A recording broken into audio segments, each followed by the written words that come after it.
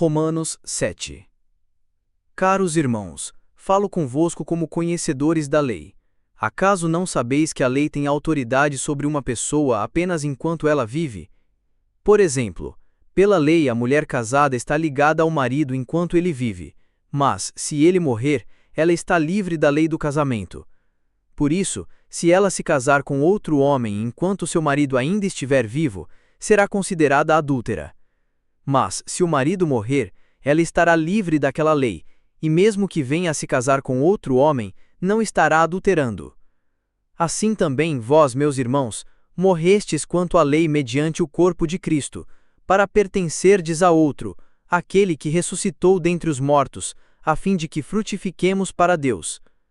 Pois quando éramos dominados pela natureza pecaminosa, as paixões dos pecados, instigadas pela própria lei, agiam livremente em nosso corpo, de maneira que dávamos frutos para a morte. Mas agora fomos libertos da lei, havendo morrido para aquilo que nos aprisionava, para servirmos de acordo com a nova ministração do Espírito, e não conforme a velha forma da lei escrita. A lei condena, Jesus liberta. Portanto, que concluiremos? A lei é pecado? De forma alguma. De fato, eu não teria como saber o que é pecado a não ser por intermédio da lei. Porquanto, na realidade, eu não haveria conhecido a cobiça, se primeiro a lei não tivesse dito, não cobiçarás. Mas o pecado, aproveitando-se da ocasião dada pelo mandamento, provocou em mim todo tipo de cobiça, porque onde não há lei, o pecado está morto.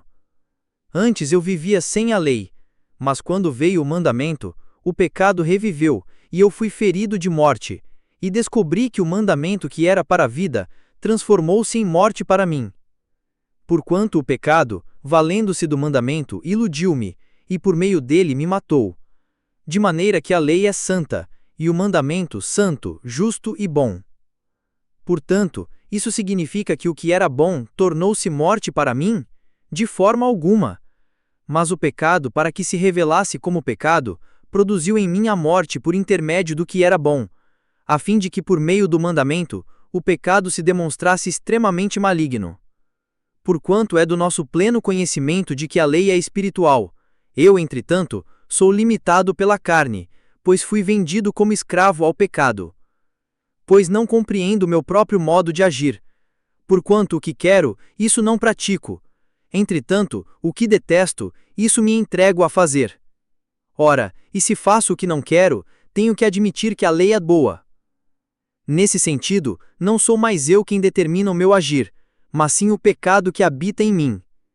Porque sei que na minha pessoa, isto é, na minha carne, não reside bem algum. Porquanto o desejar o bem está presente em meu coração, contudo não consigo realizá-lo.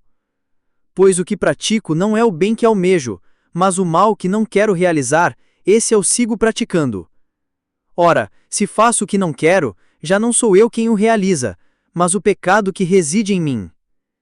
Assim descubro essa lei em minha própria carne. Quando quero fazer o bem, o mal está presente em mim. Pois no íntimo da minha alma tenho prazer na lei de Deus.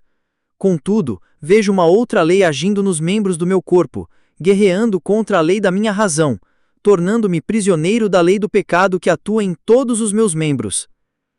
Miserável ser humano que sou! Quem me libertará deste corpo de morte?